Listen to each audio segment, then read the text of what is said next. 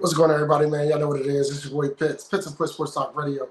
Pitts Sports Zone is going down through the eye of the Tiger. I got myself Pitts, and I got Tiger, of course, a.k.a. Coach Bernard Clark Jr. at Robert Morris University's head football coach. How you doing today, Coach?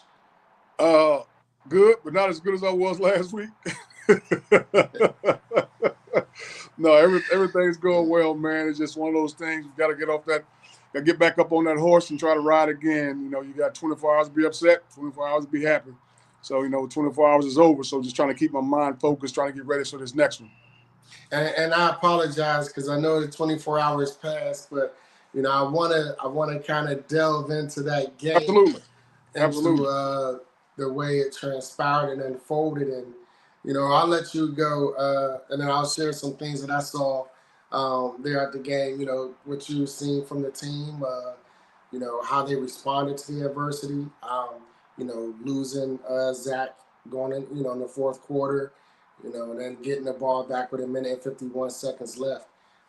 Very good game. But I definitely feel like, in my opinion, it was a game that, I don't feel that Wagner outplayed you all for the win. I think it's more like Wagner outlasted us, to be totally honest with you. Wagner played a heck of a football game, and what they did that we couldn't do, they ran the ball extremely well. They controlled the clock for about 33 minutes, probably a little bit more than we did, but that little bit of time helped them out. They rushed for 320 yards against us. Between the quarterback and the running back, they did a very good job of hanging on to the ball, doing what they did. They played their game, and they put us in a situation where we just couldn't get things rolling the way we wanted to go rolling. But no, like you said, nothing against Wagner. It's just one of those situations. They outlasted us in that situation because first half of the game just wasn't. We weren't feeling it. We weren't where we needed to be at rhythm-wise. We weren't playing as well as we're capable of playing. Came out in the second half, started getting some momentum going. And like you said, early in the fourth quarter, Zach gets hurt. And next thing you know, we're down to a redshirt freshman and transfer. And then 1 minute and 50 seconds later, we put our true freshman on the field, and he does a good job of moving the ball down. It's just when you're dealing with a true freshman, he hasn't seen a whole lot of stuff. When you're dealing with a redshirt, they haven't seen a whole lot of situational football, and that's the toughest thing. And to put him in that situation late in the game, he did his best. Did a great job of getting the ball to the open receivers. Did a good job of doing that. Just at the end there, my whole thing, I kept trying to tell him, you can still get a first. We got 34 seconds left. You can still get a first. But being who he is and the competitor who he is, he wanted to put it in the end zone. He wanted to try to score that touchdown. He tried to squeeze it in there. Just didn't work out. So not upset with him. Just upset with the way the situation unfolded. I felt we had an opportunity to win that football game, and we didn't do it. And I was upset with myself because I was thinking, when we first got down there on the 3-yard line, I probably should have kicked the field goal, took the 5-yard penalty, kicked the field goal, and made it a 4-point game at that time with about 11 minutes left. Should have did it that time as opposed to the second time. So you go back and you second guess yourself, hindsight's 2020, but one of those things. The guys played hard. In the fourth quarter, our guys did a great job of playing hard. Get that one big run, that ended up costing us the game. But they played hard. They gave it everything they got. The guys got after. Again, we still had too many missed assignments.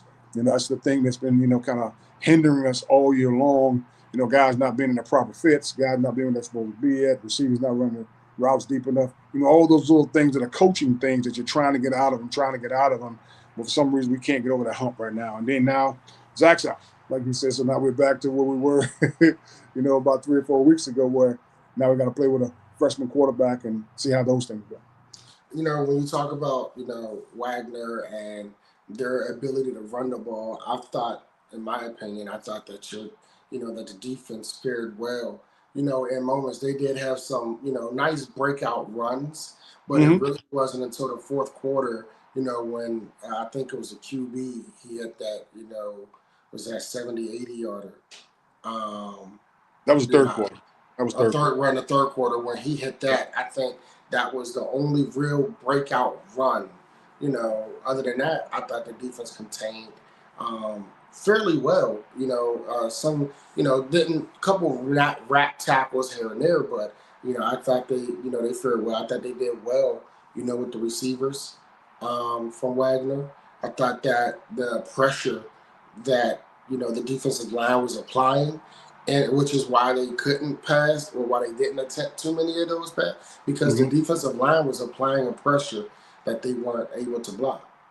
Yeah, they were making them get rid of the ball early. There's no doubt about it. But like I said, Wagner's game has always been smash mouth football, and so it's a situation where they were able to do that. And again, they didn't have a whole lot of big runs, like you're saying. Most the biggest run was obviously the quarterback in the third quarter, but at the same time, they were averaging 6 yards a carry. So if you're Yeah. averaging 6 yards a carry, all it takes is two carries to have a first down. So they were moving the chains and doing a great job of moving the chains, and we weren't able to tackle the way we were capable of tackling. We missed another 30 tackles. Mm. So in a game like that with a 6'2", 235-pound running back, you can't miss him. And I told the guys early, the great thing about the running back like that, if you hit him early, you're good. But you give him some confidence, you're in trouble. And he got Yeah. confidence early. The very first play, he runs through a tackle and he gets about 7 yards. I'm like, he just got confidence. And once the big guys like that get confidence, it's hard to bring them down. Yeah, especially when he's because not only was he big in stature, but he also had a little bit of elusiveness to him, where Yeah. it was like he was able to get his low center of gravity, his shoulder pads very low for a big Hmm. guy. Yeah, yeah. But again, to me, even with a big guy like that, you don't try to wrap him around legs. One, you get a concussion because he's gonna bring one of those big legs up and hit you in your head.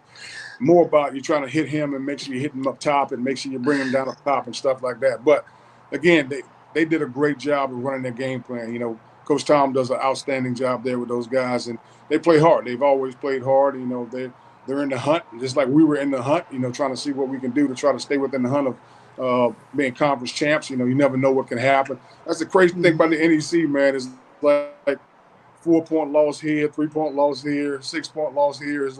It's been kind of crazy. I think the biggest loss we had, not counting Youngstown and West Virginia in our conference, it's been a 12-point loss. We lost by Yeah, 12 points to Central Connecticut in a situation where we missed 2 field goals and an extra point. So that's the other crazy part. So things are just going crazy. But again, everybody's got a chance. Everybody's got a chance to win a game. We just got to go and play hard and do what we're capable of doing. They just outlasted us on Saturday. Wagner did a great job of playing smash mouth football. then the pair that you know that the running lanes for the offense didn't appear to be as open at times. It seemed like Wagner's defense was definitely collapsing to take the running backs out of the game. What were your thoughts from that perspective, just in regards to the running game? I'm agreeing with you. There's no doubt for 2 weeks straight, Shine had over 100 yards. So I'm sure the whole response was to make sure they loaded the box where they needed to load the box and take care of business. And they did a good job of shutting him down. So again, that's when the 111th becomes extremely important because that's when you got to tell a guy, hey, man, it's mano a mano. You got to beat the guy in front of you in order for us to make this happen. Let Shine have a one-on-one, against a guy trying to tackle him, but we got to make sure everybody else is taken care of. And if you don't take care of everybody else up front, the linebackers and the defensive line and the O-line is driving them off the ball, you're going to have bad days like that. He still had, I think, 89 yards, but it's a situation where he could have had a lot more. Again, we went Yeah. out 111th, but they did a good job of stuffing us. I would like to say that when the crazy thing was I didn't realize Zach was out at first That makes because I two of was us. at the further end zone, Yeah. and you guys had just got the ball, and this was in the fourth quarter, and I'm watching the quarterback rip it. I mean, it was 3 or 4 straight pass plays, straight dots, and I'm like, okay, we know we have that opportunity, and I started to see like it was almost as if the defense started to creep more to the left hand side because every completed pass was to the left hand side. I think there was only one pass that was thrown to the right hand side, and that happened to be on the 4th and 1. Mm-hmm. I got And you. so it was like, okay, they started to cheat a little bit to the left side when it really started, and then you got a penalty. But I think the team battle tested. They fought damn sure to the very end. They had the opportunity, to really, with the last drive. I think that's every player's dream is to have the Yes. game on the line. Have the ball in your hands on the last drive. But they definitely fought in that drive to try to steal the win. And they did a So good job of finishing. I mean, our guys did finish. yeah, I'm not.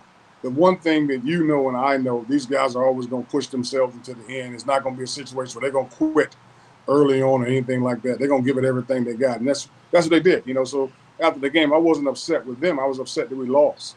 It's one of those things where you know how you lost the game because of they were able to run the ball. You know how you lost the game because of this and because of that, and you have Yeah, those the little intricacies of what's happening and what's going wrong, and the missed assignments, and you miss a block on a crucial 3rd and 1, and they're yeah. able to break through, and stuff like that that kind of aggravates you a little bit. But our guys fight, and that's the thing I can always say about our team. They play together, they fight for each other, they do a good job of doing that. Absolutely, and because on Wagner's first drive, there appeared to be like a miscommunication with the secondary to when they scored. But you could see, like the thing that I loved about it was, there was no egos in that moment. Right. Even when another teammate is criticizing or telling somebody, "Hey, listen, this was where you were supposed to be." There was no back and forth. It was receptive criticism in that moment, and you could Yep. see it shored up. After that moment, there were no more gaps in the secondary when it come to free gap areas just to throw the ball. Yeah. So I love I love that when I seen your cornerback number 24 and your safety talking during that situation. I know this isn't something that you would do, and I don't agree. And I'm not saying this is um, why the game was lost, but I would like to highlight two crucial penalties Okay. that either was called, then rescinded, and not called. And I'm gonna give Gotcha. you an example. And for me, the reason why I bring these two up because there were a lot more missed. There was a time on that last drive where your wide receiver is it looked like he either did whether it was a skitty post or it was a drag across the middle, like going towards the post, and he's made contact with well after the ball is let go, and the same referee that I'm about to highlight, he did not make the call. Yeah. And so going back first quarter, you throw a fade route to the end zone. Whether the back judge felt the side judge made the correct call. It was a penalty. It was you could however they want to do it. It was contact after 5 yards, right? So if you want to give them that, okay, not. But then there's pass interference in the end zone as well. So when the referee throws a flag, I said, okay, he sees it. But then I'm listening because I'm standing literally in the back of the end zone behind the back judge. And he's telling him that was uncatchable. And he's saying, no, there was contact made before the ball was thrown. He's telling the guy that threw the flag, no, it doesn't matter, it's uncatchable. So when he come back, I says to him, you made the incorrect call, right? I said, that ref made the right call. And I was like, I'm just trying to understand what was it that made you change it? He said, because the ball was uncatchable. I said, but there was contact after 5 yards, and there was even more contact as the ball was in the air, whether it was uncatchable or not. Who's to say that the receiver wasn't slowed down in that moment? Because in my opinion, he was because of the interference from the defensive back. So it's not like the ball sailed out of bounds. The ball just sailed deeper in the end zone than the receiver can get it. It was still a catchable ball, right? That was one. The second one Well, let me let me was let me let me say something about that one for a second. Here's the situation. In college, there's no 5 yard rule, so you can bang the receiver as long as the ball's not in the air. The ball cannot be in the air when you ball put was your in the hands on air. it. So yeah, the ball was in the air, Ball but was in the air still. when they threw the flag, the ref on the sideline where I was, him and them both said, I said that's contact. I said, but they're not going to call it. They're going to pick the flag up because they're going to say the ball wasn't catch. We said, Coach, I don't know. I said, I'm telling you. I said, if he'd have grabbed him, he'd have called holding. If he'd have called, like you said, true interference, where he was banged up and everything else, they wouldn't have picked the flag up. But as soon as they said the ball was uncatchable, I looked at the ball go. I said, they're going to say it's uncatchable. He's like, I don't know, Coach. But And the they called crazy it thing uncatchable. was the only one who felt it was uncatchable was the one deepest in the end zone, the back judge. That was the only one. And then again, he's not even looking at the exact play. He's looking at the location of the ball. Right. So it was in that moment. I said, so I even showed him after you guys kicked the field goal. I said, you know, you made the wrong call, right? I said, and I can show you the pictures to prove it. And I showed him frame for frame for frame for frame how that would, and he was like, oh wow, like, and he just kind of like shouldered it off, like, okay. So then we come to the next time. There's no way with the game on the line like that, and you see the receiver getting grabbed from behind, and the ball still has not even, it's literally en route, and you don't call it, and you say the ball had already passed them. Are you serious? Yep, that's what he told me. I said, no, is that what he said? Yeah. Oh, I was assuming that because that was the only rationalization I could think he could come up with. When he pushed him in his back with the ball in the air, he said, Coach, the ball had passed him. He had no chance to get to. I said, you got to be kidding me, right? He said, yeah. But again, it's like I always tell you, it has nothing to do with the refs. I know. And you it can't, doesn't. And you don't put the game in the ref's hands. There you go. I get it. I understand it. But that is still, in my opinion, momentum changers. It doesn't mean it doesn't have an effect on the game. It just means that we should have done our job well enough to where that particular play or two should not have been effective to us in the outcome when it pertains to wins and losses. I 100% agree with that. Because I look at it this way. Yeah, he got pushed in the back, but the play before that, he dropped the pass in his hands. So, you know what I'm saying? And it was for a first down. So there are instances that you can say this and that, but what it boils down to is if you execute your game plan, you don't have to worry about the referees more than anything else. So that's how I see it too. If you it may be a pass interference, but if you beat the guy off the line of scrimmage, quarterback throws it right in your pocket. He's behind you, you catch the ball. That's what it boils down to. That's why I said 111 becomes extremely important now because you have to win your one-on-one battle in order for us to be good at what we're doing. And when you have an opportunity to make a play, you got to make a play. So again, and I get where you're coming from. I totally get it. I'm not saying I wasn't frustrated with what happened, but at the same time, it's like, okay, that didn't matter. If we catch the ball before that never happens. You know, we're calling another play. We're calling a different play. So all those things fall into place. Yeah, I just wanted to get that you know, because I don't talk to referees, you know, often in games because first of all, my question is this, Pitts.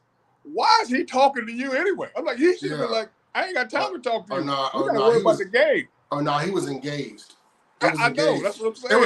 It was after you guys kicked the field goal. That make a difference. It was during the TV timeout. Why is he engaged with you? Oh yeah, he was engaged. Got nothing to do with it. He was engaged because he sure enough looked at the photo and was like, give me a shoulder shrug. Yeah, man. I said, you know, it's the wrong call, right? You know, and I usually don't because you know some referees be ego tripping. You know, they kick you off. You know, kick you from the back. That's what they're supposed to do. That's what they're supposed to do. They got a job to do. They ain't got time to be talking to you. And I was just letting him know he wasn't doing it too well that day. That's all I was saying. I was like, you missing a lot back here. I'm not a referee, but I can see it. I hear you. Back there telling me, hey, ref, you missing a great game out here. You messing around. You know, and then, yeah, but it is what it is. But you're right. You know, there were other factors to where the game, it didn't have to have an alternate effect because there was always a rebound or there was always a play before it that could have gave a different outcome, as you said, you know, a different 100%. play. Now we're looking at a different set of downs. We're looking at first and down. Now we're probably first and down from the 17, 18-yard line to now where our play selection is different, you know, going into that next play. Understood. And like I said, maybe I should have kicked the field goal. We're on the 3-yard line, but I wasn't expecting to lose Zach either. You know, so that's why we went for it, and that's when Zach got hurt. You know, that's when the situation happened with him. I wasn't expecting to lose him. So we are like, okay, we're going to go for it. We don't get it, cool. We'll keep him down here, put it back down. Zach bunch it and put it in the end zone. We fine. Then next thing you know, we're getting ready to go back out after we stop him. And, oh, man, okay. Okay, we stopped him. Coach Zach's hurt. What do you mean Zach's hurt? You know, his thumb on his throwing hand. It's, you know, I think he sprained some ligaments. The doc was telling me, he said, we haven't checked it out, but he can't grab the ball right now. Oh. And that's what happened. So now you got to go to the redshirt freshman. Now you got to go with Jake. You got to figure out, okay, what can he do in this situation? What can he do in this situation? So all those things come into play. But again, that to me now that goes back to now the O line has to step up. Now the tight end has to step up. Now the receivers, the rest of the core guys around him have to step up now and understand that we have a guy who's been tossed into a moment maybe he wasn't ready for.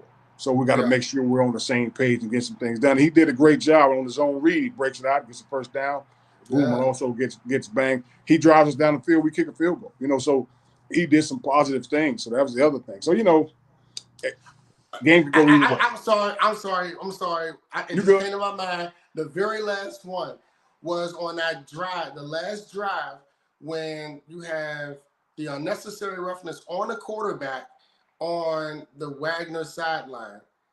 What Yeah, are they they going didn't to they didn't call it? call it. They didn't And call it. I said, okay, I get it. I get it.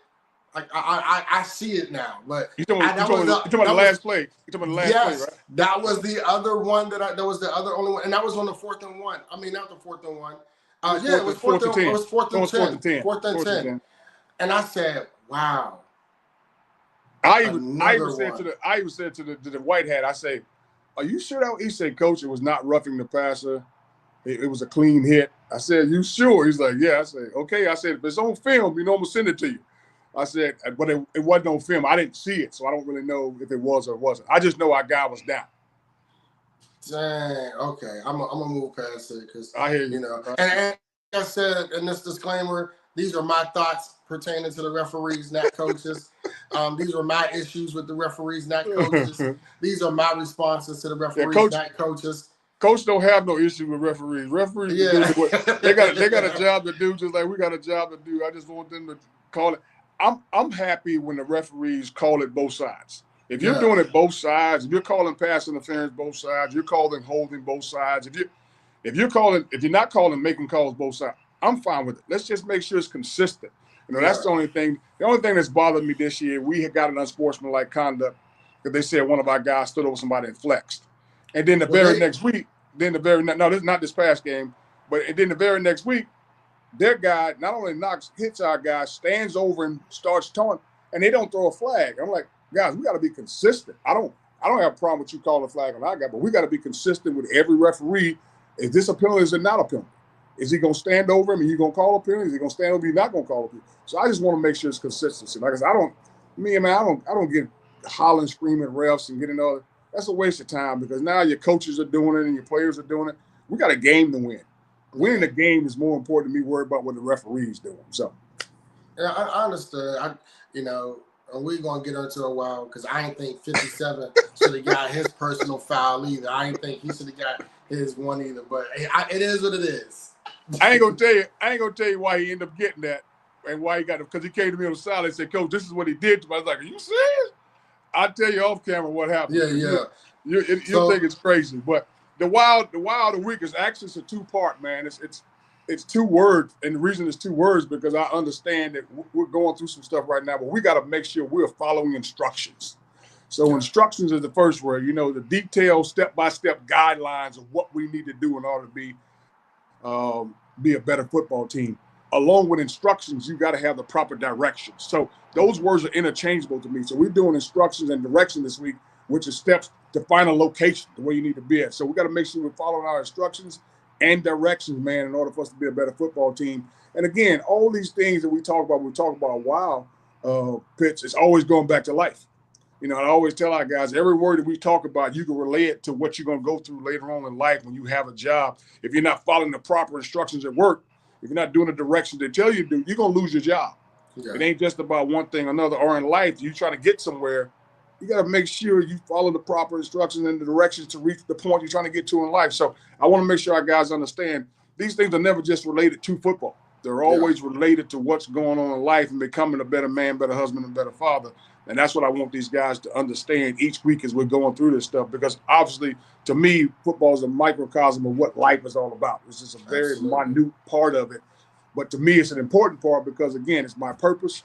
It's what I've chosen to do as a profession. I love the sport. I love trying to help these young men grow in so many ways. And I want them to understand that's what we're trying to do here each week on the football field, but also in life. Absolutely. Instruction and directions. And, pertaining to our looking forward to this week against Mercyhurst. and the instructions and the following of the instructions, Yes. are one that the team can overlook, bounce back from last week, and Yep. let's get back on that in that win column this week. What challenges do you think Mercyhurst can present? Not will, but can present. Again, their quarterback does a great job. Their defense is probably the focal point of what's going on. They do a great job of running their offense, and they got running backs that are good. They got receivers that are good. They have a good offense, and they do a sound job of doing what they need to do. And last week they played St. Francis. A minute left. They're down by 5. They drive it right down the field with a minute left, no timeouts. They run an efficient offense, and they punch it in the end zone, and they end up winning the game, 17-15 or 16-15, something like that. So they they're a very efficient offense, and they get after your own defense. They do a real good job. They did the same thing last year we played. We were able to win the game, but at the same time, they don't quit. You got to make sure you got to play 60 minutes. And, we got to go there. It's going to be a day trip. It's a 12 o'clock game. We're going to get down there and get suited and booted, make sure we're doing what we're supposed to do. Hopefully we start fast, play physical, and finish the game. So they're a good football team, a strong football team that's well coached. And we just got to go down there and see if we can get this one and start stacking them a little bit more, try to take care of these last two. Absolutely, and it would be a sweeter, even though everything else leading up to it didn't, go the way that you would have liked or as planned. But hey, it'd be a sweet deal to knock them guys off. Yeah. But first game up, Mercyhurst, not overlooking Mercyhurst, but yeah. No, we ain't overlooking nobody.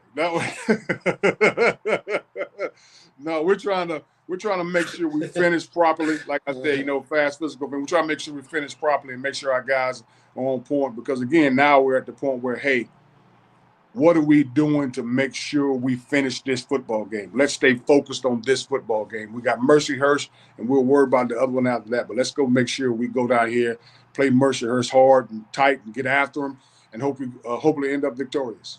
Absolutely, Coach. I appreciate you, man. Y'all know what it is. Through the eye of the tiger, I'm your host, Pitts. Tigers right across from me, Coach Bernard Clark Jr. Hey, man, come Saturday, 12 o'clock, man. Let's do what we do. Let's make this happen, and let's go, Bobby Moe. It's not pop when Coach do it. Yeah, I mean, let's do it. Man, I appreciate you guys, man, for tuning in with us on Wednesdays. Enjoy the rest of your Wednesday. Enjoy the rest of your week. Let's get it. We'll see you guys Saturday morning. Tune in. Peace.